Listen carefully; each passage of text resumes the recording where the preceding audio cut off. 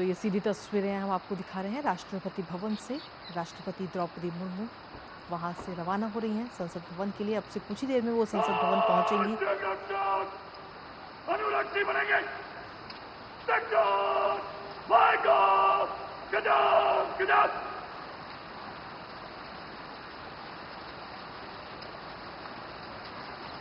तो सीधी तस्वीर इस वक्त आपको दिखा राष्ट्रपति भवन से, जहां राष्ट्रपति द्रौपदी मुर्मू इस समय संसद भवन के लिए रवाना हो चुकी हैं और अब से कुछ ही देर में वो संसद भवन पहुंचेंगी, जिसके बाद में वहां पर आज से बजट सत्र की शुरुआत हो रही है और सबसे पहले सदन को संबोधित करते हुए नजर आएंगी राष्ट्रपति द्रौपदी मुर्मू, जहां सदन के दोनों सदनों में उनका एक संयुक्त बैठक और उसमें उनका अभिभाषण होगा। उनके अभिभाषण में किन किन मुद्दों का जिक्र होगा, उस पर हर किसी की नज़र लगातार बनी हुई है। हमारे साथ हमारे सहयोगी ऋषि इस वक्त जुड़ गए हैं, सीधा उनका रुख करेंगे फोन लाइन पर। ऋषि, सीधी तस्वीर इस वक्त हम अपने दर्शकों को दिखा रहे हैं राष्ट्रपति भवन से, जहां राष्ट्रपति द्रौपदी मुर्मू इस समय संसद भवन के लिए रवाना हो चुकी हैं। बिल्कुल, देखिए इस समय राष्ट्रपति भवन से राष्ट्रपति इस समय धीरे धीरे विजय चौक की ओर बढ़ रही हैं और हम जानते हैं कि राष्ट्रपति का जो अंगरक्षक दल है उसके मौजूदगी में उनके साथ ये काफिला रवाना हो रहा है। और हम जानते हैं कि इस जो राष्ट्रपति का जो काफिला होता है इसकी एक अलग खासियत है, जिसमें जो घुड़सवार होते हैं और जो उनकी जो पूरी रूपरेखा होती है, उनकी जो ड्रेस होती है, सब कुछ तय होता है। और इन अंगरक्षकों को विशेष भर्ती के माध्यम से राष्ट्रपति भवन में राष्ट्रपति की अंगरक्षक के तौर पर इनको भर्ती किया जाता है। तो एक कह सकते हैं कि भारतीय लोकतंत्र की शान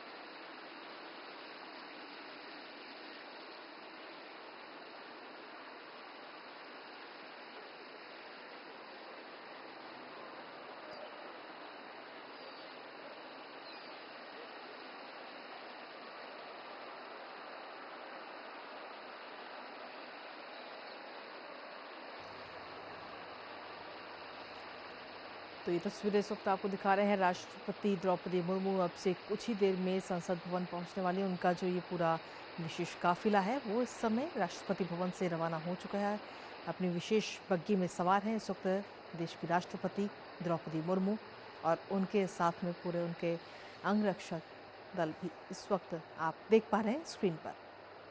तो ये सीधी तस्वीरें राष्ट्रपति भवन से निकलता हुआ महामहिम का ये पूरा काफिला अब से कुछ ही देर में जब वो संसद भवन पहुंचेंगी तो वहां पर सदन की जो संयुक्त बैठक है उसको संबोधित करेंगी। उनका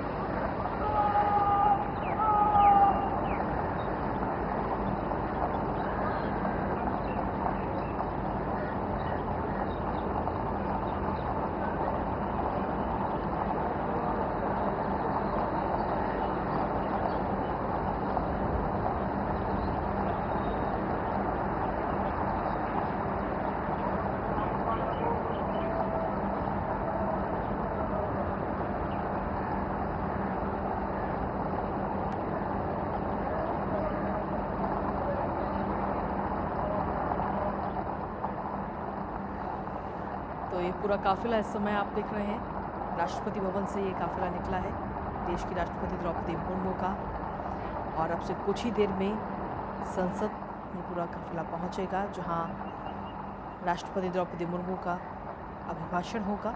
संयुक्त बैठक को संबोधित करते हुए नजर आएंगी महामहिम, और ये अब से कुछ ही देर का और इंतजार। दरअसल आपको बता दें कि आज से संसद के बजट सत्र की शुरुआत हो रही है, और बजट सत्र की शुरुआत में सबसे पहले राष्ट्रपति का संबोधन होता है, उनका अभिभाषण होता है, जिसके बाद में उनके अभिभाषण पर 3 दिन चर्चा भी होगी, और इसी के साथ बजट पेश किया जाएगा 1 फरवरी को, रविवार को।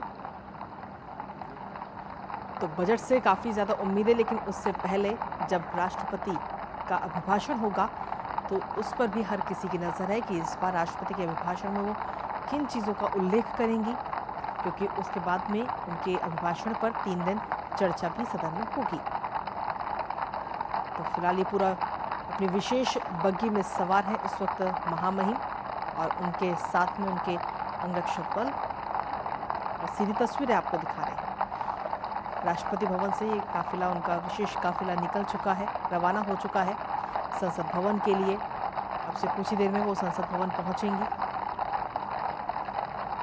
जहां पर उनका अभिभाषण होगा। काफ़ी खास रहता है आज का ये दिन। अपनी विशेष बग्गी में इस वक्त महामहिम सवार हैं, और उनका ये विशेष काफिला, अब से कुछ ही देर का और इंतज़ार, जब संसद भवन ये विशेष काफिला पहुंचेगा।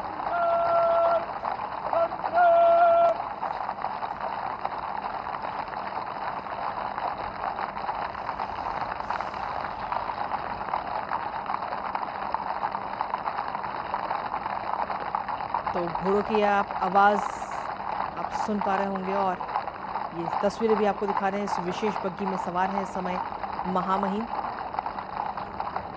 और ये विजय चौक इस समय ये काफिला पहुंच चुका है, और बस संसद भवन पहुंचने में कुछ ही देर का और समय। जब राष्ट्रपति का अभिभाषण होगा तो उसमें कौन कौन से मुद्दों का जिक्र किया जाता है इस पर हर किसी की नज़र है, क्योंकि उसके बाद में 3 दिन उस पर चर्चा भी होनी है, विशेष चर्चा उस पर होगी सदन में। तो ऐसे में ये तस्वीरें इस वक्त आपको हम दिखा रहे हैं, ये एरियल शॉट, और ये पूरा काफिला इस वक्त संसद भवन की ओर रवाना हो चुका है।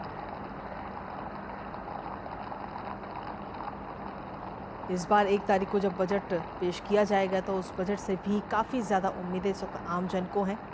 क्या चीज़ें महंगी होंगी, क्या सस्ती होंगी, और किस वर्ग को कितना लाभ मिलेगा, कितनी राहत मिलेगी, इस पर हर किसी की नज़र है। क्योंकि महिलाओं की अगर हम बात करें तो वो अपने रसोई खर्चे में कटौती की उम्मीद करती हैं, और ऐसे में हर वर्ग को इस वक्त उम्मीदें हैं इस बार के बजट सत्र से कि जब बजट पेश किया जाएगा तो उन्हें कितनी राहत मिलेगी। किसानों की अपनी उम्मीदें हैं, युवाओं की अपनी उम्मीदें हैं, और जो व्यापारी वर्ग है उसकी भी अपनी उम्मीदें हैं। हालांकि देखना होगा कि इस बार के बजट सत्र में क्या कुछ खास रहता है और किसकी उम्मीदें कितनी पूरी हो पाती हैं। तो ये फिलहाल तस्वीरें आपको दिखा रहे हैं, सीधी तस्वीरें। ये विजय चौक इस वक्त काफिला पहुंच चुका है, और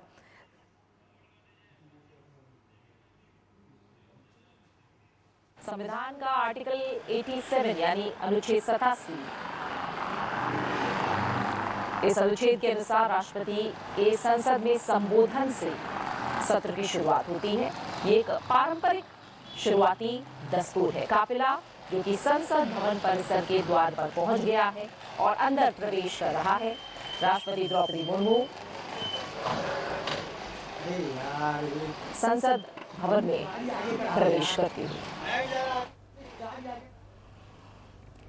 ये एक पारंपरिक शुरुआती दस्तूर है, राष्ट्रपति का अभिभाषण, जिसका उद्देश्य सरकार की उपलब्धियों, नीतियों और आगामी योजनाओं का व्यापक रोड मैप पेश करना है। काफिला संसद भवन परिसर पहुंच चुका है। 11 बजे संसद की कार्रवाई, और तस्वीरों में हम देख रहे हैं प्रधानमंत्री नरेंद्र मोदी का आगमन संसद भवन में हो चुका है। लोकसभा अध्यक्ष उनका अभिवादन करते हुए, और प्रधानमंत्री नरेंद्र मोदी अब मौजूद संसद भवन में, और राष्ट्रपति का काफिला भी संसद भवन पहुंच चुका है। ये भव्य और पारंपरिक काफिला लाल बग्घी में सवार होकर राष्ट्रपति का आगमन।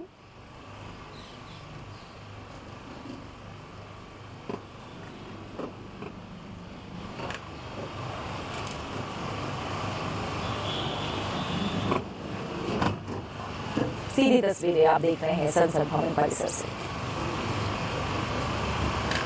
भारतीय संविधान आर्टिकल 87 जिसके तहत राष्ट्रपति लोकसभा के प्रत्येक आम चुनाव यानी जब भी आम चुनाव होगा उसके बाद जो पहला सत्र होगा उसकी शुरुआत राष्ट्रपति के अभिभाषण के साथ होगी और हर साल का जो पहला सत्र होगा वो जो कि आमतौर पर बजट सत्र होता है, इस दौरान संसद के दोनों सदनों की संयुक्त बैठक को राष्ट्रपति संबोधित करते हैं। राष्ट्रपति द्रौपदी मुर्मू जिनके काफिला पहुंच चुका है संसद भवन, आज राष्ट्रपति के अभिभाषण के साथ सत्र की शुरुआत संयुक्त बैठक को वो संबोधित करेंगी। सरकार की नीतियों, आगामी योजनाओं का एक नीतिगत विवरण यह अभिभाषण होगा। सरकार के एजेंडे और दिशा का व्यापक फ्रेमवर्क आज इस अभिभाषण के जरिए हम देखेंगे, सुनेंगे। आज इस अभिभाषण के जरिए हम देखेंगे, सुनेंगे, समझेंगे।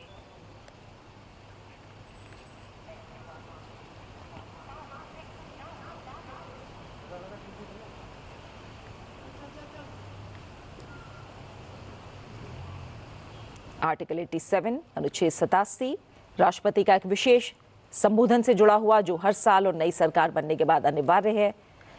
इसके अलावा अनुच्छेद 86 की अगर बात करें तो ये राष्ट्रपति को संसद के किसी भी सदन या संयुक्त सदन को संबोधित करने का अधिकार देता है।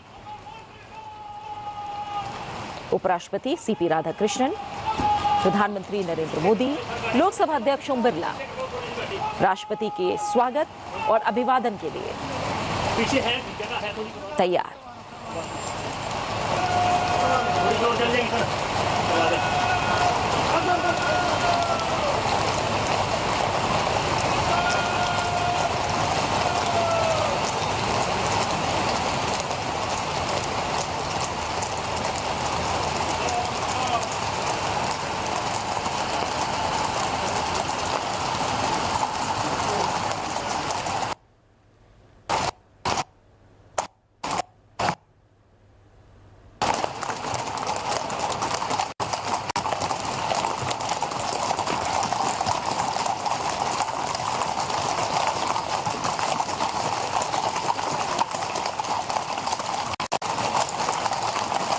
राष्ट्रपति द्रौपदी मुर्मू का आगमन हो चुका है।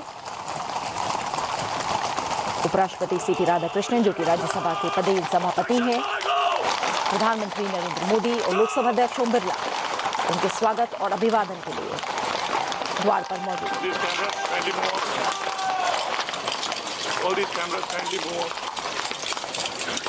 सामने से हट जाइए, राष्ट्रपति जी को सलामी मिलेगा। आप सामने से हट जाइए। मीडिया प्लीज सामने से हट जाएं, राष्ट्रपति जी को सलामी मिलेगा। आप जो है प्रोग्राम खराब कर रहे हैं, साइड में जाइए। आप राष्ट्रपति की सलामी के बीच में नहीं आ सकते, आप साइड में जाइए।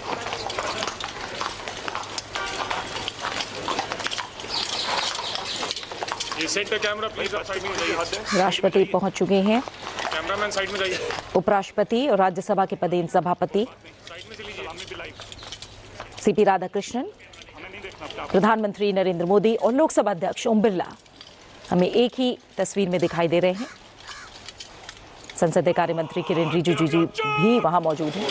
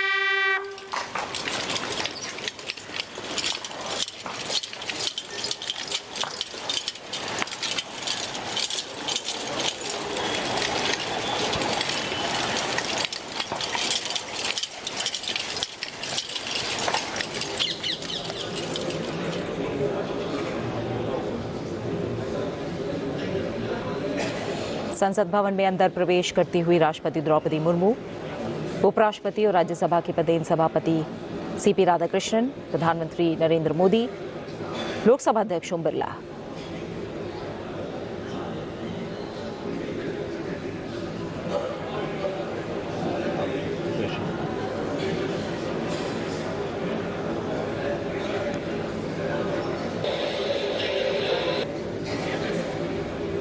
करती हुई राष्ट्रपति द्रौपदी मुर्मू,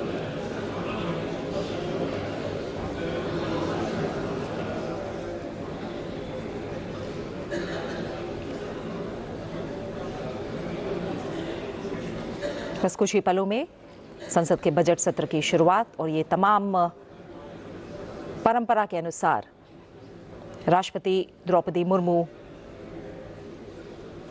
अभिभाषण, कुछ ही पलों में उनका अभिभाषण होगा। हम तस्वीरों में देख रहे हैं राष्ट्रपति द्रौपदी मुर्मू, उपराष्ट्रपति सीपी राधाकृष्णन, प्रधानमंत्री नरेंद्र मोदी और लोकसभा अध्यक्ष ओम बिरला, साथ ही तमाम केंद्रीय मंत्री भी मौजूद हैं। केंद्रीय मंत्री किरेन रिजिजू को भी हम तस्वीरों में देख पा रहे हैं। और बजट सत्र की आज विधिवत और एक तरह से हम कहें तो पारंपरिक शुरुआत। महामहिम राष्ट्रपति जी,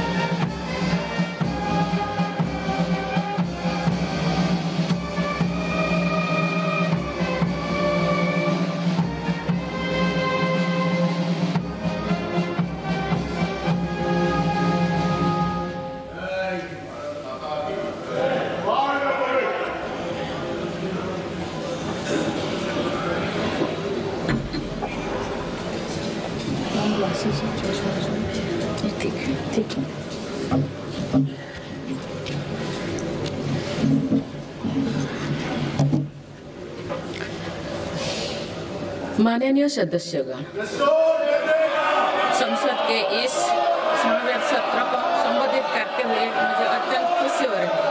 बीता वर्ष भारत के तेज विकास और विरासत के उत्सव के रूप में स्मरणीय रहा है। ये कालखंड अपने साथ अनेक प्रेरणाएं लेकर आया है। इस समय वंदे मातरम के 150 वर्ष होने पर पूरे देश में समारोह आयोजित हो रहा है। सभी देशवासी इस महान प्रेरणा के लिए ऋषि बंकिम चंद्र चट्टोपाध्याय जी को नमन कर रहे हैं। मैं आप सभी संसद सदस्यों को बधाई देती हूं कि इस पूर्ण अवसर पर संसद में विशेष चर्चा का आयोजन किया गया है। माननीय सदस्यगण, इसी दौरान देशवासियों ने श्री गुरु तेग बहादुर जी का 350 शहीद दिवस पर्व पूरी श्रद्धा के साथ मनाया। भगवान बिरसा मुंडा के 150 जन्म जयंती वर्ष के दौरान देश ने उन्हें श्रद्धांजलि दी और आदिवासी समाज के योगदान को याद किया।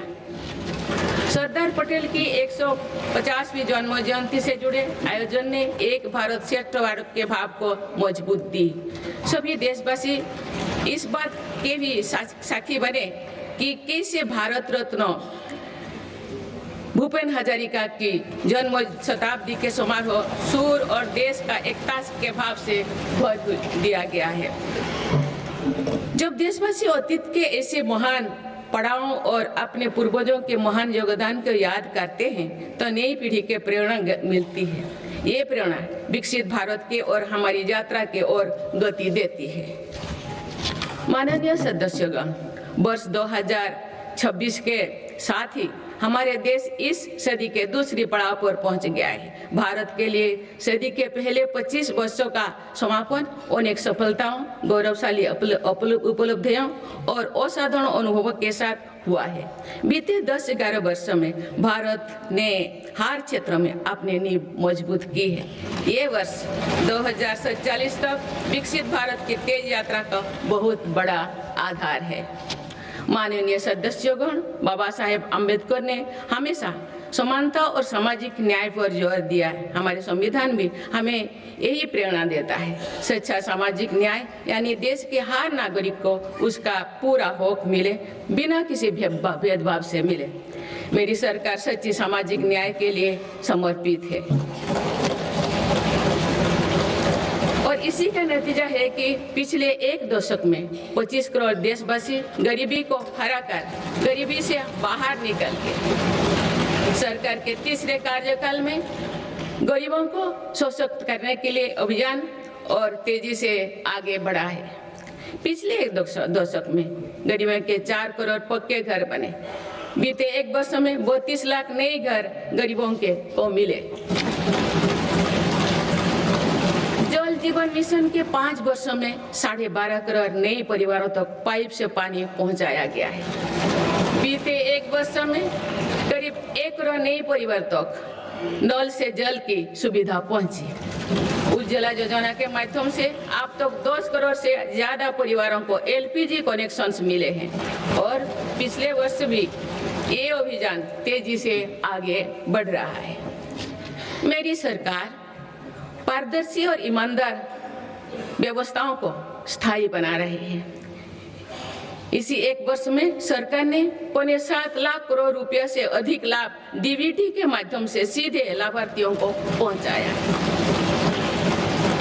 माननीय सदस्यगण, मेरी सरकार दलितों, पिछड़ों, वंचितों, जनजातीय समाज सभी के लिए पूरी संवेदनशीलता से काम कर रही है।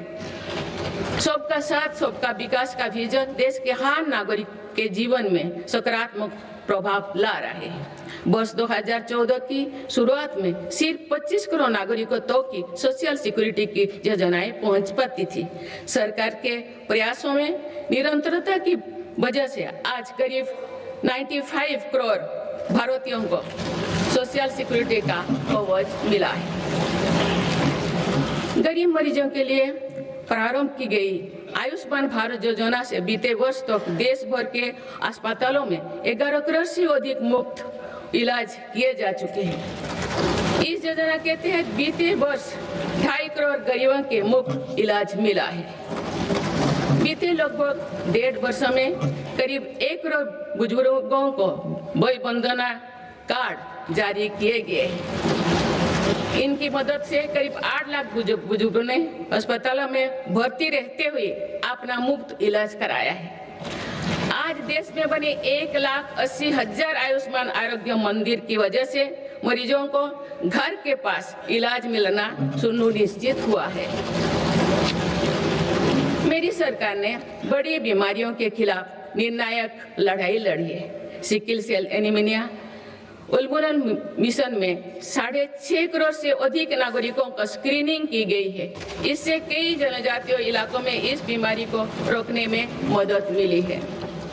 मिशन मोड में चलाए जाए गए अभियानों के कारण जापानी इंसेफेलाइटिस जैसे बीमारियों पर प्रभावी नियंत्रण पाया गया है। उत्तर प्रदेश के कई पिछड़े इलाके ग्रामीण क्षेत्रों में इस रोग की प्रभावी रोकथाम सुनिश्चित हुई है। ये गर्व की बात है कि विश्व स्वास्थ्य संगठन में भारत को आंखों का संक्रमण ट्राइकोमा से मुक्त घोषित कर दिया है। मेरी सरकार हर नागरिक को बीमा सुरक्षा देने के लिए भी प्रतिबद्ध है। प्रधानमंत्री जीवन ज्योति बीमा योजना और पीएम सुरक्षा बीमा योजना की इसमें बड़ी भूमिका है। इन योजनाओं से करोड़ों जरूरतमंद नागरिकों को बीमा कवरेज मिला है।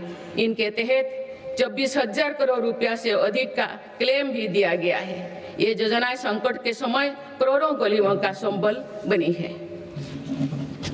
माननीय सदस्यगण, मुझे ये देखकर संतोष है कि आज देश के युवा, किसान, श्रमिक और उद्यमी विकसित भारत के निर्माण में अपनी भूमिका का लगातार विस्तार कर रहे हैं। बीते वर्ष के उत्साहवर्धक आंकड़े इसका प्रमाण है। पिछले वर्ष में भारत ने रिकॉर्ड 350 मिलियन टन से ज्यादा खाद्यान्नों का उत्पन्न हुआ है। 150 मिलियन टन उत्पादन के साथ भारत दुनिया का सबसे बड़ा चावल उत्पादन देश बन गया है। हमारा देश विश्व का दूसरे सबसे बड़ा मछली उत्पादन देश भी बना है। ये ब्लू इकोनॉमी में देश की सफलता को दिखाता है। दूध उत्पादन क्षेत्र में भी भारत दुनिया के सबसे सफल देश के रूप में जाना जाता है। एक सहकारिता आंदोलन की मजबूती का परिणाम है। देश के मैन्युफैक्चरिंग सेक्टर में भी इस दौरान रिकॉर्ड ग्रोथ दर्ज किया है। मोबाइल मैन्युफैक्चरिंग जैसे फील्ड में भारत अब दुनिया का दूसरे सबसे बड़ा देश बन गया है। 2025-26 के पहले 5 महीने में भारत का स्मार्टफोन एक्सपोर्ट 1 लाख करोड़ रुपया के पार हो गया था।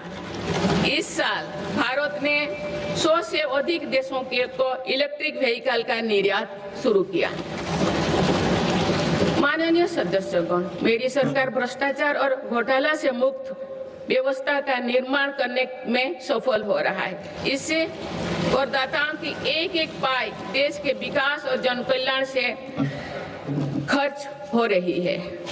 भारत आज आधुनिक इंफ्रास्ट्रक्चर पर अभूतपूर्व निवेश कर रहा है। जल, थल, नभ हर क्षेत्र में भारत की तेज गति आज विश्व में चर्चा का विषय है। अटल जी के समय पीएम ग्रामीण सड़क योजना शुरू हुई थी। बीते 1 वर्ष में भारत ने लगभग 18,000 किलोमीटर नई ग्रामीण सड़कें जोड़ी है। अब भारत की करीब पूरी ग्रामीण आबादी सड़क से जुड़ चुकी है। गरीब तथा मध्यम वर्ग की सेवा में लगी भारतीय रेल तेजी से 100% इलेक्ट्रिफिकेशन के लक्ष्य के प्रति आगे बढ़ रही है। मिजोरम के आइजल और नई दिल्ली को डायरेक्ट रेल रोड से जोड़ा गया है। बीते वर्षों जब आइजल के स्टेशन पर पहली बार राजधानी एक्सप्रेस का आगमन हुआ तो स्थानीय लोगों के उत्साह ने सारे देश को प्रसन्नता के भाव से जोड़ा है। जम्मू कश्मीर विश्व के सबसे उच्च रेलवे आर्च ब्रिज, चुनाव ब्रिज और तमिलनाडु में नई पंबन ब्रिज का निर्माण कर भारत ने इंफ्रास्ट्रक्चर क्षेत्रों में एक कीर्तिमान स्थापित किया है। आज जम्मू कश्मीर से केरल तक 150 से ज्यादा वंदे भारत ट्रेनों का नेटवर्क खड़ा हो चुका है। कुछ दिन पूर्व ही वंदे भारत ट्रेनों के नई पीढ़ी का पदार्पण हुआ है। बंगाल से असम के बीच वंदे भारत स्लीपर ट्रेनों की शुरुआत भारत की रेल प्रगति की नई उपलब्धि है। भारत के मेट्रो नेटवर्क पर भी देशवासियों को गर्व है। 2025 में भारत का कुल मेट्रो नेटवर्क 1000 किलोमीटर के ऐतिहासिक आंकड़ों को पार कर गया है। दुनिया के तीसरी सबसे बड़े मेट्रो नेटवर्क वाला देश बन गया है। मेरी सरकार ने इनलैंड वाटरवेज के विकास पर भी अनेक काम किए हैं। पहले भारत में राष्ट्रीय जलमार्गों की संख्या 5 थी, जो अब 100 से अधिक हो चुकी है। इससे उत्तर प्रदेश, बंगाल, बिहार समेत पूर्वी भारत के राज्य लॉजिस्टिक हब बनकर उभर रहे हैं। क्रूज टूरिज्म से तटीय और नदी इलाकों में पर्यटन बढ़ रहा है और स्थानीय अर्थव्यवस्था मजबूत हो रही है। माननीय सदस्यगण, स्पेस टूरिज्म भी आप भारत की पहुंच से दूर नहीं है। भारत के युवा अंतरिक्ष यात्री शुभांशु शुक्ला का इंटरनेशनल स्पेस स्टेशन पर पहुंचना एक ऐतिहासिक यात्रा का आरंभ है। आने वाले समय में हमारा देश अंतरिक्ष में भारतीय स्टेशन की स्थापना की दिशा में आगे बढ़ने वाला है। देश बहुत उत्साह के साथ गगनयान मिशन पर भी काम कर रहा है। माननीय सदस्यगण, दशकों से लंबित परियोजनाओं को गति देने के लिए योजनाओं के लाभ को हर लाभार्थी तक पहुंचाने के लिए मेरी सरकार ने प्रगति नाम से एक नई व्यवस्था आरंभ की है। दिसंबर 2025 में प्रगति के 50वें बैठक का ऐतिहासिक पड़ाव भी आया। बीते वर्ष में प्रगति ने 85 लाख करोड़ रुपया से अधिक के प्रोजेक्ट्स के गति दी। लाखों करोड़ रुपया की कल्याणकारी योजनाओं को धरातल पर उतारने में मदद की। रिफॉर्म, परफॉर्म, ट्रांसफर के जिस मंत्रों को लेकर देश चल रहा है, उसकी सफलता में प्रगति की इन बैठक ने बहुत बड़ी भूमिका निभाई है। माननीय सदस्यगण, बीते 11 वर्षों में देश की आर्थिक नींव बहुत मजबूत हुई है। दुनिया में अनेक प्रकार के संकटों के बावजूद भारत दुनिया की फास्टेस्ट ग्रोइंग मेजर इकोनॉमी बना हुआ है। भारत ने महंगाई दर को कम रखने के अपने रिकॉर्ड को और बेहतर किया है। इसका सीधा फायदा देश के गरीब और मध्यम वर्गीय परिवारों को हो रहा है। मेरी सरकार ने नीतियों के कारण देशवासियों की आय बढ़ी है, बचत बढ़ी है और खरीद शक्ति में भी वृद्धि हुई है। अभी यूरोपियन यूनियन के साथ फ्री ट्रेड एग्रीमेंट पर जो सहमति हुई है, मैं सभी देशवासियों को इसके लिए बहुत बहुत बधाई देती हूँ। ये ऐतिहासिक कदम भारत में मैन्युफैक्चरिंग सेक्टर और सर्विस सेक्टर के गति देगा। भारत के युवाओं के लिए रोजगार के अनेक नए अवसर बनाएगा। माननीय सदस्यगण, आज मेरी सरकार रिफॉर्म्स एक्सप्रेस के पथ पर चल रही है। पुराने नियमों और प्रावधानों को भविष्य की जरूरत के हिसाब से निरंतर बदला जा रहा है। सभी ने देखा है कि कैसे जीएसटी में ऐतिहासिक नेक्स्ट जनरेशन रिफॉर्म ने देशवासियों का उत्साह से भर दिया। इस रिफॉर्म के कारण देशवासियों को 1 लाख करोड़ रुपए की बचत सुनिश्चित हुई। जीएसटी में कटौती के बाद वर्ष 2025 में 2 व्हीलर का रजिस्ट्रेशन 2 करोड़ से पार कर गया है। ये अपने आप में नया रिकॉर्ड है। इनकम टैक्स कानून भी अब नए स्वरूप में सामने आया है। 12 लाख रुपया तक की आय पर टैक्स जीरो करने का ऐतिहासिक फैसला लिया गया है। ऐसे रिफॉर्म से गरीब और मध्यम वर्ग परिवारों को अभूतपूर्व फायदा हो रहा है। इससे देश की अर्थव्यवस्था को भी नई गति मिली है।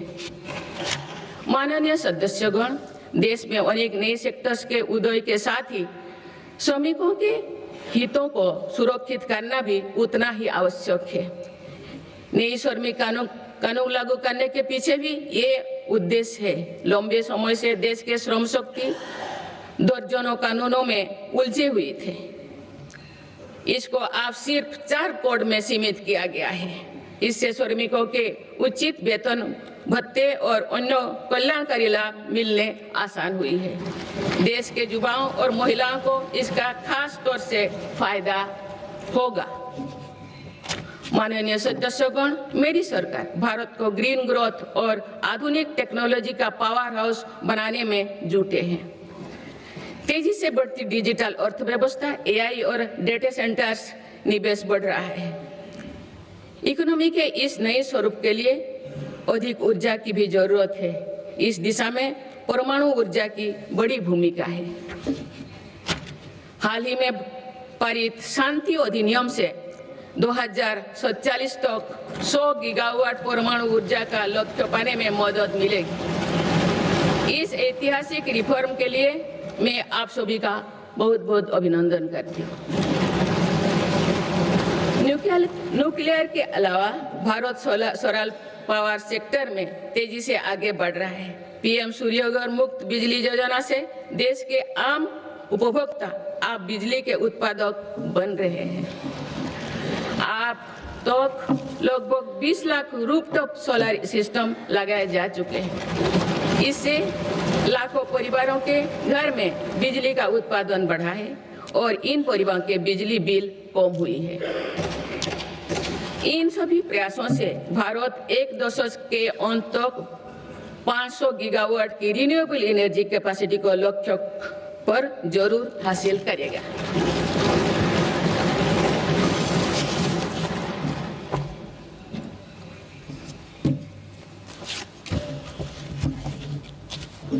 माननीय सदस्यगण, किसी भी न्याय व्यवस्था की वास्तविक सफलता इस बात से तय होती है कि उसके कानून नागरिकों से भय का नहीं बल्कि सुरक्षा, सुविधा एवं सशक्तिकरण का भाव पैदा करे।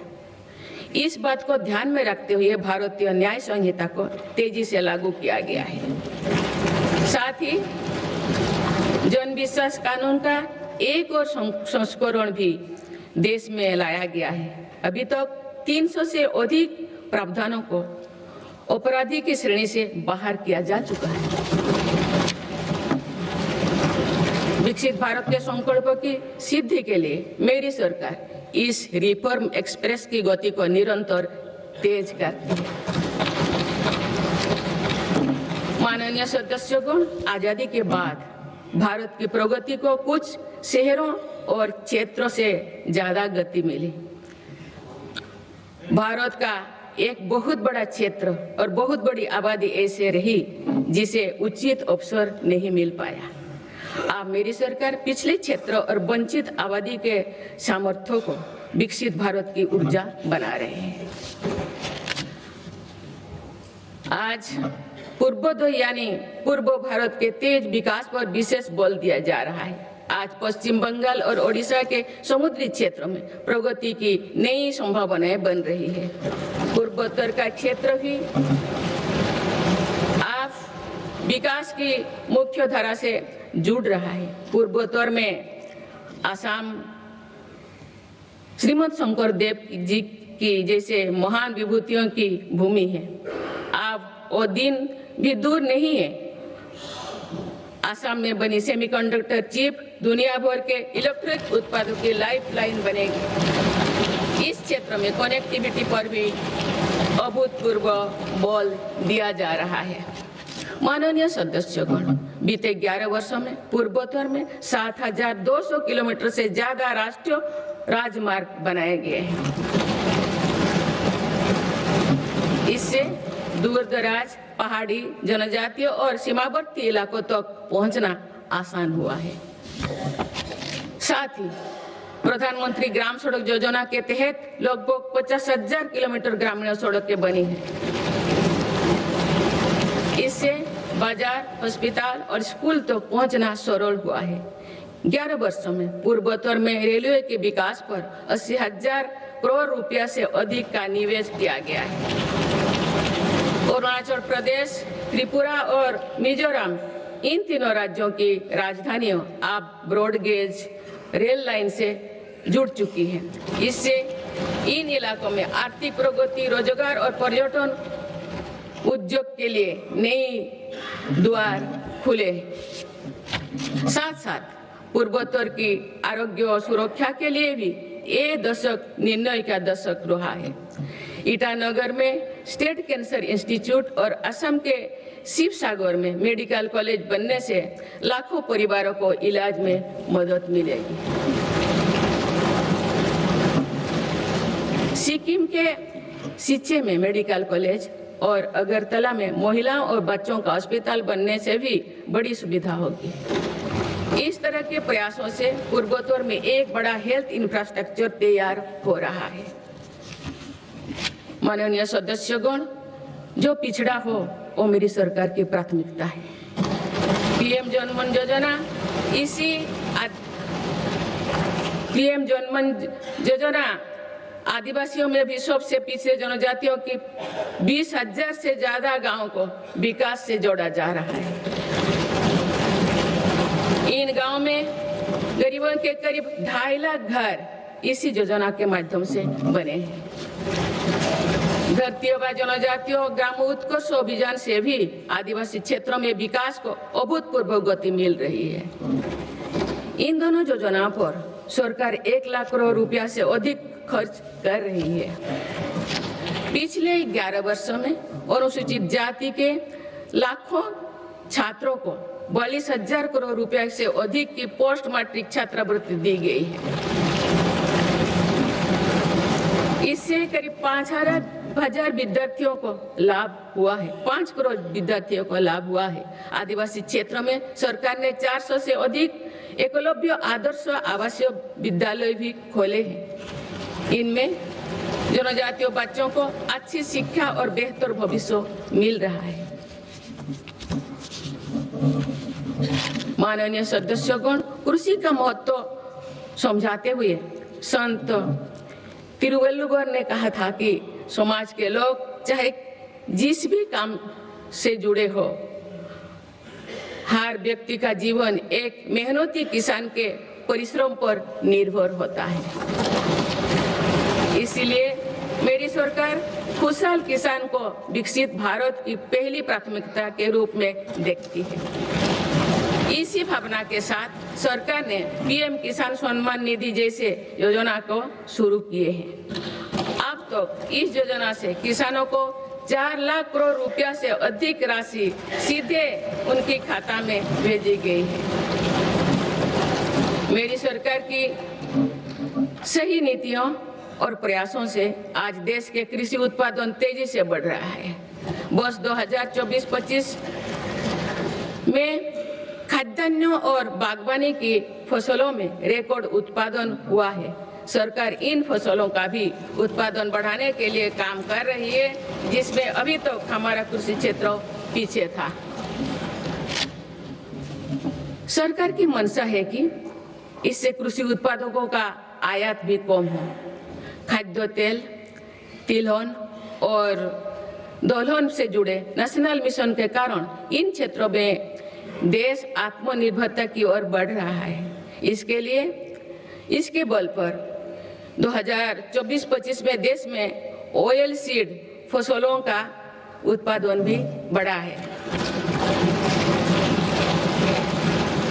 किसानों की अतिरिक्त आय के लिए सरकार द्वारा मिलर्स यानी श्री अन्न को वैश्विक स्तर पर बढ़ावा देने का कार्य भी निरंतर जारी है। माननीय सदस्यगण, आज किसानों को अनाज उत्पादन के साथ ही पशुपालन, मत्स्य पालन और मधुमक्खी पालन से भी आर्थिक प्रगति के रास्ते से जोड़ा जा रहा है। कोस्ट लाइन पर रहने वाले मछुआरों को एक्सक्लूसिव इकोनॉमिक जोन का लाभ देने के लिए नई नीति बनी है। इसके साथ ही हाई सीज की क्षमताओं के इस्तेमाल में सक्षम बनाने के लिए भी नई पॉलिसी बनाई गई है। 2024-25 में देश का मत्स्य उत्पादन लगभग 200 लाख टन हो गया है। 2014 की तुलना में इसमें कुल 105% की बढ़ोतरी हुई है। माननीय सदस्यगण, मेरी सरकार ने एग्रीकल्चर सेक्टर के आधुनिकीकरण के लिए और बेहतर लॉजिस्टिक्स निर्माण के लिए एग्रीकल्चर इंफ्रास्ट्रक्चर फंड की व्यवस्था भी की है। मुझे ये साझा करते हुए खुशी हो रही है कि इसके जरिए अब तक 1.25 लाख करोड़ रुपया से अधिक का निजी निवेश आकर्षित हुआ है। इससे युवाओं के लिए रोजगार के लाखों नए मार्ग भी सृजित हुई है। सरकार की दूरदर्शिता से देश में फूड प्रोसेसिंग क्षमता 20 गुना बढ़ी है। इससे किसानों को उनकी फसल का बेहतर मूल्य मिल रहा है। माननीय सदस्यगण, ग्रामीण क्षेत्र में रोजगार और विकास के लिए विकसित भारत जी राम जी कानून बनाया गया है।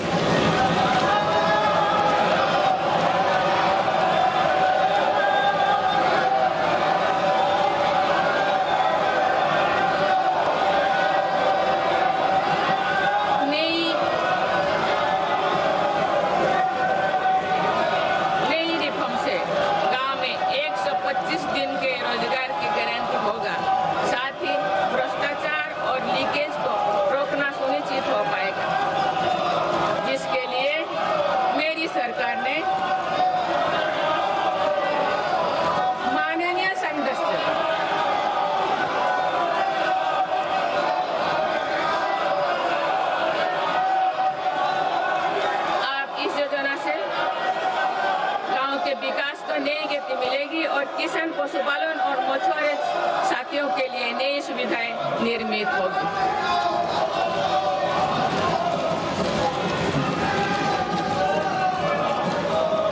माननीय सदस्यगण, मेरी सरकार कृषि और पशुपालन जैसे सेक्टर्स में सहकारिता आंदोलन को सशक्त बना रही है। आज त्रिभुवन सहकारी यूनिवर्सिटी से सहकारिता से जुड़े लोगों को सीखने और आगे बढ़ने का मौका मिल रहा है। इसके अलावा 10,000 से ज्यादा FPOs के माध्यम से भी कृषि क्षेत्रों को सशक्त किया जा रहा है।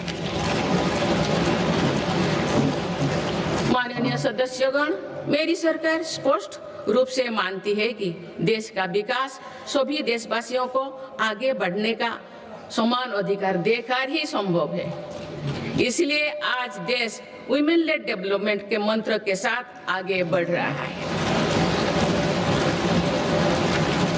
मेरी सरकार ने महिलाओं के लिए समर्पित विशेष योजनाएं बनाए हैं और साथ ही अन्य योजनाओं के केंद्र में भी महिलाओं को रखा है।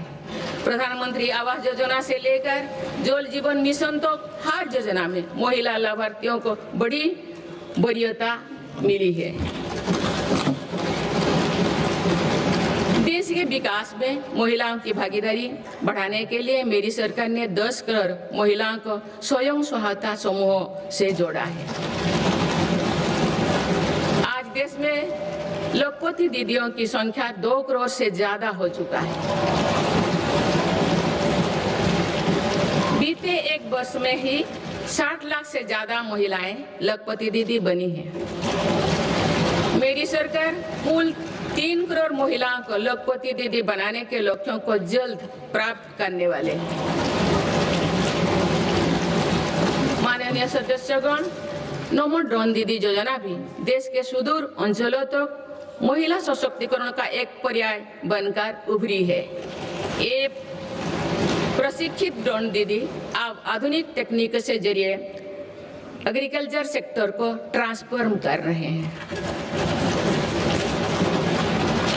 मेरी सरकार महिलाओं की आर्थिक उन्नति के साथ साथ अनेक पोषण, स्वास्थ्य और शिक्षा जैसी सभी विषयों पर ध्यान दे रही है।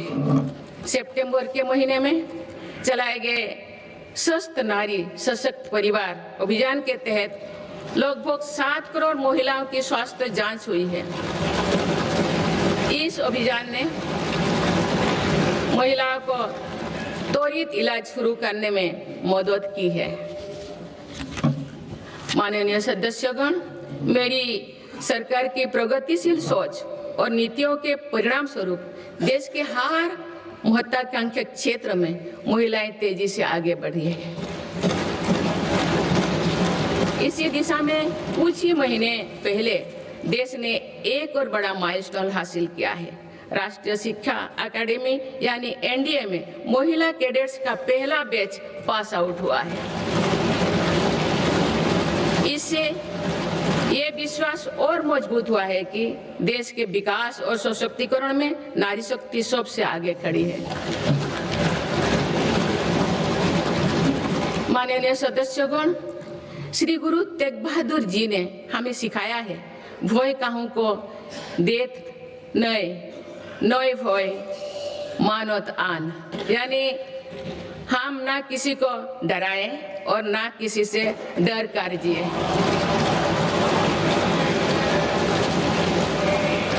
इसी निडर मन से, इसी भावना से देश की सुरक्षा सुनिश्चित कर सकते हैं। भारत ने सिद्ध किया है कि शक्ति का प्रयोग उत्तरदायित्व और विवेक के साथ किया जा सकता है। ऑपरेशन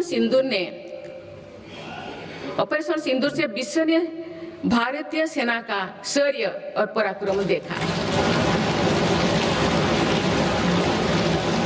हमारे देश ने अपने संसाधनों के बल पर आतंकियों के अड्डे को ध्वस्त कर दिया है। मेरी सरकार ने कड़ा संदेश दिया है कि भारत पर किसी भी आतंकी हमले का जवाब दृढ़ और निर्णायक होगा। सिद्धू जोल समझौते को स्थगित किया जाना भी आतंकवाद के विरुद्ध हमारी लड़ाई का हिस्सा है। देश की रक्षा व्यवस्था को और मजबूत बनाने के लिए मिशन सुदर्शन चक्र पर भी काम हो रहा है।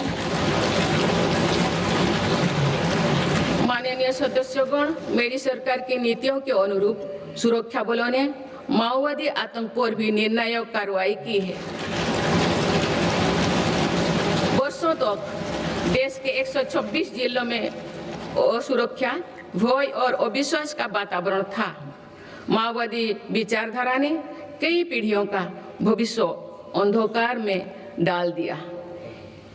इसका सबसे ज्यादा नुकसान हमारे युवाओं, आदिवासी और दलित भाई बहनों को हुआ।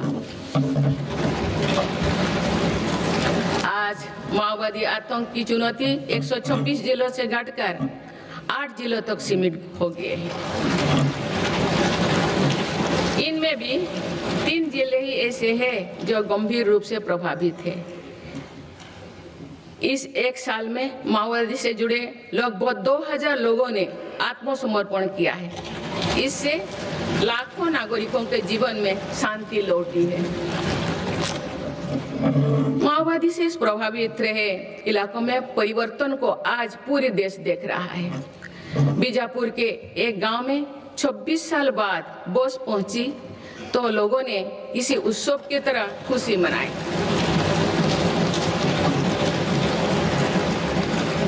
बस्तर ओलंपिक में युवा बढ़ चढ़कर हिस्सा ले रहे हैं। हथियार छोड़ चुकी व्यक्ति आप जगदलपुर में पंडुम कैफे में लोगों की सेवा कर रहे हैं। माननीय सदस्यगण, मेरी सरकार ये सुनिश्चित कर रही है कि जो लोग हथियार छोड़कर मुख्य धारा से जुड़े हैं उनका जीवन पटरी पर लौटे। वो दिन दूर नहीं जो देश से आतंक पूरी तरह से समाप्त हो जाए। माननीय सदस्यगण, गुरुदेव रविंद्रनाथ टैगोर ने कहा था कि आजादी तब तक अधूरी है जब तक आत्मनिर्भरता का जीवन ना जिया जाए। मेरी सरकार भारत को आत्मनिर्भर बनाने की दिशा में निरंतर और ठोस प्रयास कर रहे हैं। आज मेक इन इंडिया के विजन के साथ बने उत्पाद दुनिया के अलग अलग बाजारों तक पहुंच रही है। स्वदेशी को लेकर भी देशवासियों में बहुत उत्साह है। माननीय सदस्यगण, पीएलआई योजना से अभी तक लगभग 2 लाख करोड़ रुपया का निवेश आकर्षित हुआ है। साथ ही 17 लाख करोड़ रुपए से अधिक का उत्पादन हुआ है। भारत का इलेक्ट्रॉनिक सेक्टर अभूतपूर्व गति से विकास कर रहा है। बीते 11 वर्षों में इलेक्ट्रॉनिक्स प्रोडक्शन में 6 गुना वृद्धि हुई है। आज ये 11 लाख करोड़ रुपया का हो चुका है। वर्ष 2025 में भारत का डिफेंस प्रोडक्शन 1.5 लाख करोड़ रुपया से पार हो चुका है। डिफेंस एक्सपोर्ट भी रिकॉर्ड 23,000 करोड़ रुपया से ऊपर चल गया है। ऑपरेशन सिंदूर के बाद made in India defence platform पर भरोसा मजबूत हुआ है। माननीय सदस्यगण, निवेश और निर्यात के मामले में भारत की वैश्विक हिस्सेदारी निरंतर बढ़ रही है। बीते 11 वर्षों में भारत में लगभग $750 बिलियन का FDI आया है। मेरी सरकार भारत में नई सेक्टर्स को प्रोत्साहित दे रही है। आधुनिक मैन्युफैक्चरिंग और भविष्य की टेक्नोलॉजी के लिए माइक्रोचिप में आत्मनिर्भरता बहुत आवश्यक है। वर्ष 2025 में 4 और सेमीकंडक्टर मैन्युफैक्चरिंग यूनिट को मंजूरी दी गई है। भारत में 10 ऐसे फैक्ट्रियां आने वाले समय में अपना काम शुरू करने वाली है। भारत अब नानो चिप निर्माण के लिए भी बड़े कदम उठा रहे हैं।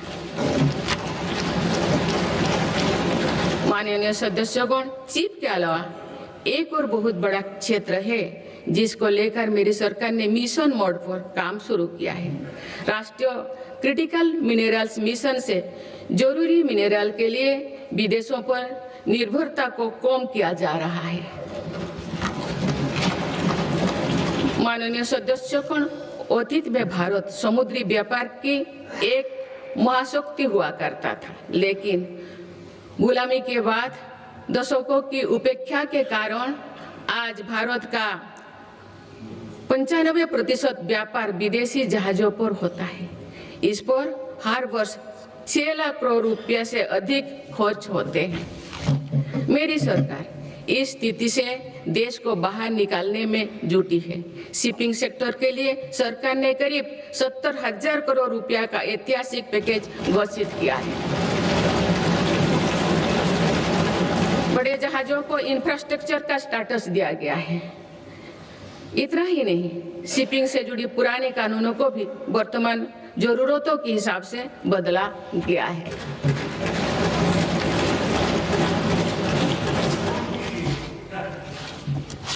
माननीय सदस्यगण, केरल के महान संत श्री नारायण गुरु कहते थे, शिक्षा से ज्ञान प्राप्त करो और संगठन से शक्तिशाली बनो।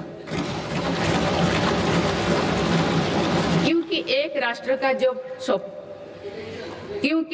राष्ट्र जब सपने देखता है तो उन सपनों का दृष्टा भी उस राष्ट्र का युवा होता है और उनका निर्माता भी वही युवा होता है। आपको ये जानकर खुशी होगी कि बीते 11 वर्षों में के दौरान देश में सिर्फ इलेक्ट्रॉनिक मैन्युफैक्चरिंग सेक्टर में 25 लाख से अधिक नई रोजगार सृजित हुई है। मेरी सरकार की नीतियों के कारण आज देश में कई नए सेक्टर्स का भी उदय हो रहा है। Semiconductor, green energy, green hydrogen जैसे इन क्षेत्रों में नए रोजगार बन रहे हैं। माननीय सदस्यगण, मेरी सरकार ने बीते वर्षों में आधुनिक इंफ्रास्ट्रक्चर के निर्माण पर 50 लाख करोड़ से अधिक राशि खर्च की है। इंफ्रास्ट्रक्चर पर हुई इस निवेश ने युवाओं के लिए बड़ी संख्या में रोजगार का निर्माण किया है। माननीय सदस्यगण, आज भारत के युवा मन में हम एक और सकारात्मक बदलाव देख रहे हैं। देश का युवा आत्मनिर्भर भारत, स्वदेशी और मेक इन इंडिया को अपनी जिम्मेदारी मान रहे हैं। मुद्रा योजना जैसे प्रयास इन युवाओं में उद्यमिता और स्वरोजगार की भावना को बढ़ावा दे रहे हैं। इस स्कीम के तहत अभी तक 38 लाख करोड़ रुपया से अधिक का फंड छोटे छोटे उद्यमियों को मिला है। करीब 12 करोड़ से अधिक लोन पहली बार स्वरोजगार शुरू करने के लिए दिए गए हैं। इसी तरह पीएम विश्वकर्मा योजना के तहत देश के 20 लाख से अधिक कारीगरों को ट्रेनिंग और बैंक से मदद दी जा रही है। पीएम स्वनिधि योजना के तहत भी रेहड़ी फुटपाथ पर काम करने वाले 72 लाख लोगों को 16,000 करोड़ रुपया की मदद मिल चुकी है। माननीय सदस्यगण, अभी हाल ही में स्टार्टअप इंडिया प्रोग्राम ने अपने 10 लाख पूरे किए हैं। इन 10 साल पूरे किए हैं। इन 10 वर्षों में भारत दुनिया का तीसरा बड़ा स्टार्टअप इकोसिस्टम बन गया है। एक दशक पहले तक देश में 500 से भी कम स्टार्टअप थे। आज देश में लगभग 2 लाख स्टार्टअप पंजीकृत हो चुके हैं। पिछले साल ही करीब 50,000 नए स्टार्टअप्स पंजीकृत हुई है। हमारे स्टार्टअप नेटवर्क में 20 लाख से अधिक युवा काम कर रहे हैं। इन स्टार्टअप्स में से 45% में कम से कम एक डायरेक्टर महिला है। माननीय सदस्यगण, बीते 1 वर्ष में विभिन्न रोजगार मेले के माध्यम से मेरी सरकार ने लाखों युवाओं को पक्की नौकरी दी है। प्राइवेट सेक्टर में भी 1 लाख करोड़ रुपए के बजट की प्रधानमंत्री विकसित भारत रोजगार योजना लागू की गई है। इसके तहत 3.5 करोड़ नए रोजगार सृजित किए जा रहे हैं। मेरी सरकार के प्रयासों से आईटी सर्विस, इलेक्ट्रॉनिक्स मैन्युफैक्चरिंग और ग्लोबल कैपेबिलिटी सेंटर्स में भी 1 करोड़ से अधिक युवाओं को रोजगार मिला है। माननीय सदस्यगण, बीते वर्ष देश में 1 लाख से ज्यादा मोबाइल टावर्स के जरिए 4G और 5G नेटवर्क को देश के कोने-कोने तक पहुंचाया गया है। डिजिटल इंडिया के विस्तार ने भारत को हजारों करोड़ की क्रिएटिव इकोनॉमी के एक बड़े ग्लोबल सेंटर के रूप में पहुंचाना दी गई है। क्रिएटिव इकोनॉमी को और गति देने के लिए मेरी सरकार ने वेब्स का नया प्लेटफॉर्म भी बनाया है। माननीय सदस्यगण, आज टेक्नोलॉजी तेजी से बदल रही है। इसके कारण जॉब्स का नेचर भी तेजी से बदलता जा रहा है। इसीलिए नेशनल एजुकेशन पॉलिसी को वर्तमान और भविष्य की जरूरतों के हिसाब से तैयार किया गया है। आज स्कूल के स्तर में से भी बच्चों में टेक्नोलॉजी और इनोवेशन का माइंडसेट बनाया जा रहा है। इससे अटल इनोवेशन मिशन प्रभावी काम कर रहे हैं।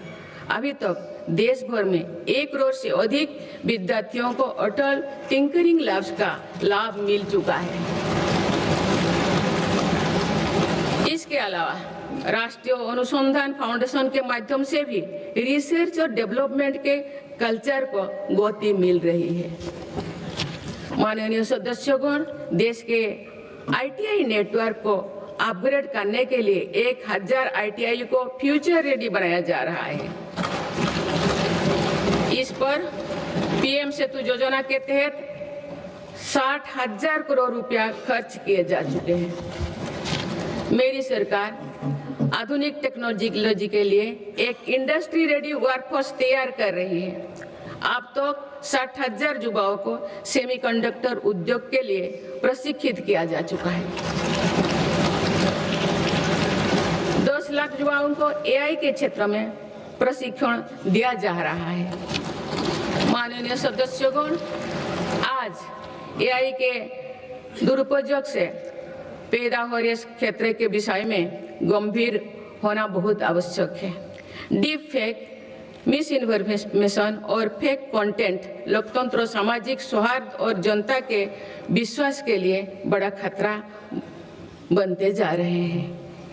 इस गंभीर विषय पर आप सभी को मिलकर विचार करना चाहिए।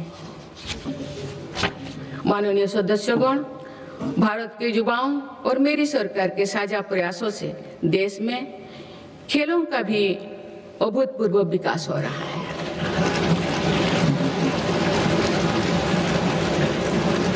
जिस प्रकार हमारे बेटियों का और हमारे दिव्यांग साथियों का प्रदर्शन हो रहा है वो शानदार है। भारत की महिला क्रिकेट टीम ने पहली बार विश्व कप जीता है।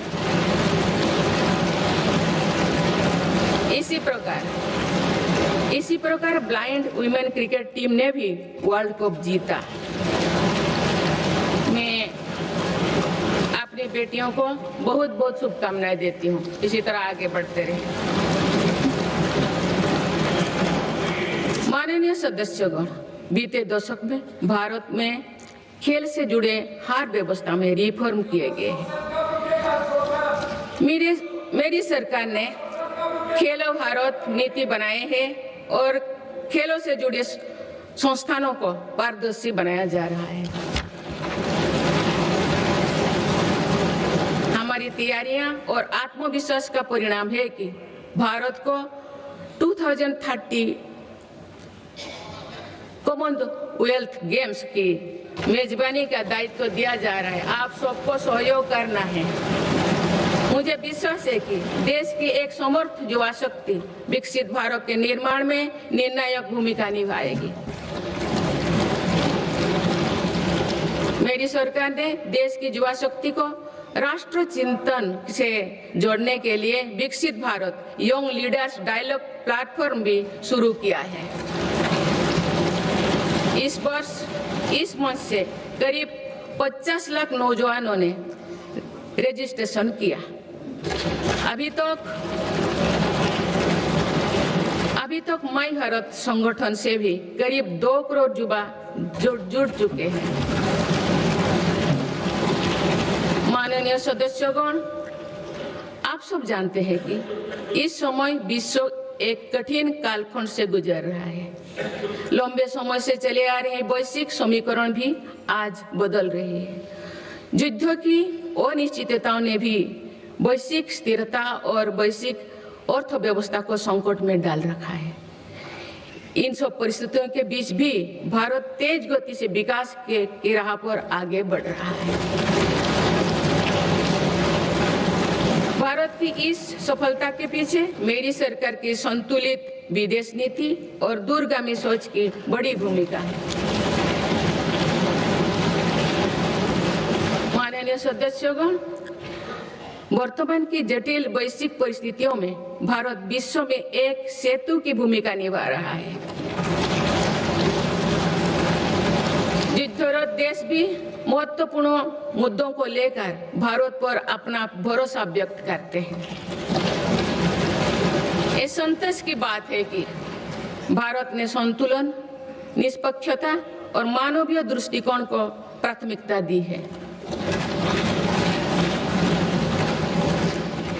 इनके बाद भी इंडिया फर्स्ट के संकल्प को अटल बनाए रखा। माननीय सदस्यगण, भारत ने पूरे विश्व में ग्लोबल साउथ की आवाज को और मुखरता से तेज किया है। इनमें अफ्रीका और लैटिन अमेरिका सहित ऐसे सभी भूभागों में नई पार्टनरशिप्स बनाए हैं और पुराने संबंधों को मजबूती दी है।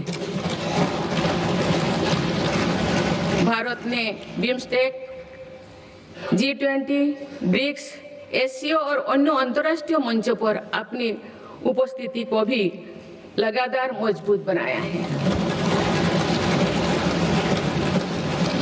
माननीय सदस्यगण, भारत का हमेशा ये मानना रहा है कि ग्लोबल पॉलिटिक्स और कोऑपरेशन का अंतिम ध्येय मानवता की सेवा होना चाहिए। देश ने अपने एक्शन से इसके प्रेरणादायक उदाहरण भी पेश किए हैं। Latin America, south east Asia, Pacific islands और पड़ोसी देशों में संकट के समय आगे आकर हर संभव सहायता पहुंचाए।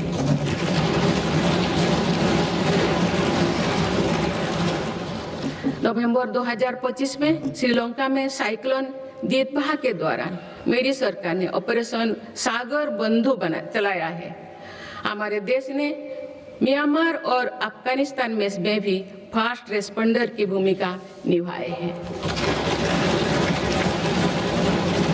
माननीय सदस्यगण, भारत अपनी व्यापक भूमिका और सकारात्मक सक्रियता के साथ आज कई वैश्विक संगठनों में बड़ी जिम्मेदारियां निभा रहे हैं। इस साल ब्रिक्स की अध्यक्षता भारत के पास है और दुनिया इसे सकारात्मक दृष्टि से देख रही है। भारत भविष्य के अवसरों और चुनौतियों को देखते हुए वैश्विक समुदाय को एक मंच पर लाने के लिए ग्लोबल एआई इम्पैक्ट समिट भी करने जा रहा है। ये आयोजन भी दुनिया के लिए एक महत्वपूर्ण इवेंट साबित होगा। माननीय सदस्यगण, विकसित भारत के लक्ष्य तक पहुंचने के लिए जितना महत्व आधुनिक विकास को देना है, उतना ही महत्व अपने राष्ट्रीय आत्मसम्मान और सांस्कृतिक स्वाभिमान को भी देना है।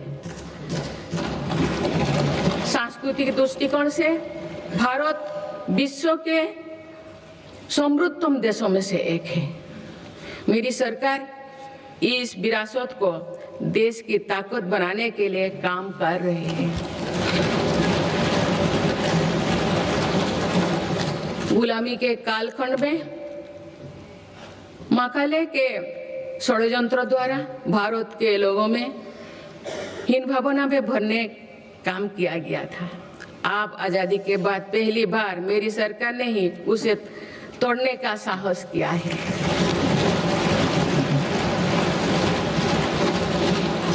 माननीय सदस्यगण, आज देश अपनी सांस्कृतिक धरोहर को सहजने और संवारने के लिए हर मोर्चों पर काम कर रहा है। इसी दिशा में मेरी सरकार के प्रयासों से 100 वर्षों बाद भगवान बुद्ध के पवित्र अवशेष वापस भारत लौटे।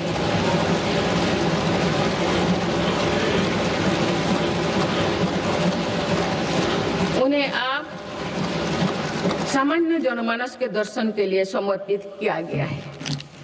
इस वर्ष सौराष्ट्र के सोमनाथ मंदिर के नवनिर्माण के 75 वर्ष भी पूरी होने जा रहे हैं।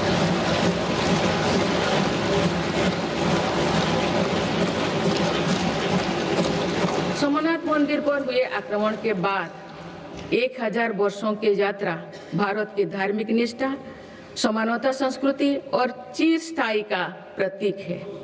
इस अवसर पर जिस उत्साह से देश भर के लोगों ने सोमनाथ स्वाभिमान पर्व में हिस्सा लिए हैं, वो अतुलनीय है।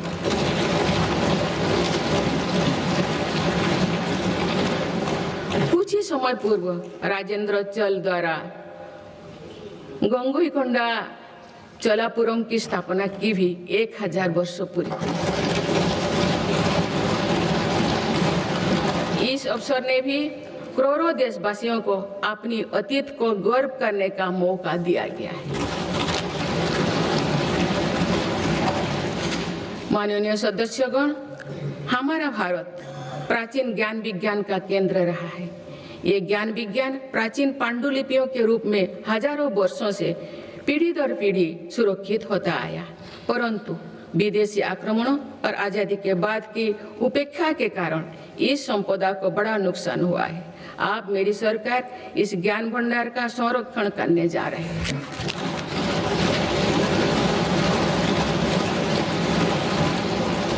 ज्ञान भारतम अभियान के माध्यम से देश भर के प्राचीन पांडुलिपियों के डिजिटलीकरण का काम शुरू किया गया है। आने वाले समय में ये प्रयास भारतीय ज्ञान परंपरा को सुरक्षित करने और जन सुलभ बनाने में महत्वपूर्ण भूमिका निभाएंगे।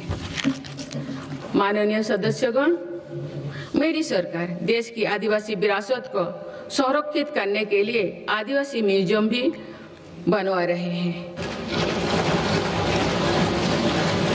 इसी क्रम में हाल ही में छत्तीसगढ़ में शहीद वीर नारायण सिंह आदिवासी स्वतंत्रता संग्राम सेनानी संग्रहालय को लोकार्पित किया गया है। मुझे एक कहते हुए प्रसन्नता हो रही है कि मेरे सरकार ने देश के संविधान का संताली भाषा में अनुवाद करवाया है और आदिवासी समाज का गौरव बढ़ाया है। माननीय सदस्यगण, जब हम अपने परंपराओं और संस्कृति का सम्मान करते हैं तो विश्व भी उसका सम्मान करता है। पिछले साल यूनेस्को ने हमारे पर्व दीपावली को अपनी intangible cultural heritage of humanity की लिस्ट में शामिल किया है। दीपावली की पूरी दुनिया में बढ़ती लोकप्रियता के साथ ही यूनेस्को द्वारा उसका रिकॉग्निशन हम सब भारतीयों के लिए गर्व की बात है। माननीय सदस्यगण, विभिन्न मतों, अलग अलग विचारों के बीच ये सर्वमान्य है कि राष्ट्र से बड़ा कुछ नहीं है। पूज्य महात्मा गांधी, नेहरू जी, बाबा साहेब, सरदार पटेल, जेपी जी, लोहिया जी, पंडित दीनदयाल उपाध्याय, अटल जी सभी इसी विचार के रहे हैं कि लोकतंत्र में विषय पर भेदभाव होना स्वाभाविक है, लेकिन कुछ विषय मतभेदों से परे होना चाहिए।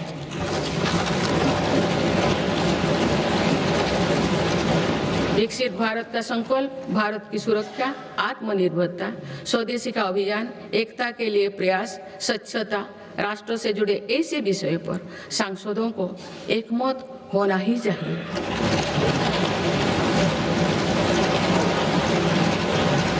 हमारी संविधान की भावना भी यही है। इसीलिए मेरा आज आप सभी से आग्रह है कि हर सांसद राष्ट्रहित के विषय पर एकमत होकर देश की प्रगति का हिस्सा बनकर चर्चा करें, देश की प्रगति में नई ऊर्जा भरे। माननीय सांसदगण, आज सभी देशवासी देख रहे हैं कि भारत अपने भविष्य के एक महत्वपूर्ण पड़ाव पर है। आज जो निर्णय लिए जा रहे हैं इसका प्रभाव आने वाले वर्षों में दिखाई देगा। विकसित भारत का लक्ष्य भी किसी एक सरकार या एक पीढ़ी तक सीमित नहीं है, ये एक सतत यात्रा है। इस यात्रा में हम सभी के प्रयास, अनुशासन और निरंतरता का महत्व है। आने वाले समय में देश की प्रगति हमारी सामूहिक संकल्पों से ही होगा।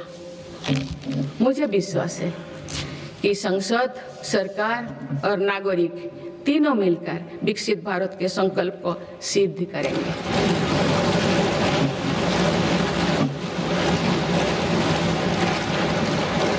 हम भारतवासी राष्ट्रहित को सर्वोपरि रखते हुए संवैधानिक मूल्यों के साथ आगे बढ़ेंगे। सभी देशवासी अपने कर्तव्यों का निर्वहन राष्ट्रहित, राष्ट्र कल्याण में करेंगे। इसी विश्वास के साथ मैं सभी सांसदों को एक सफल और सार्थक सत्र के लिए बहुत बहुत शुभकामनाएं देती हूँ। धन्यवाद। जय हिंद, जय भारत।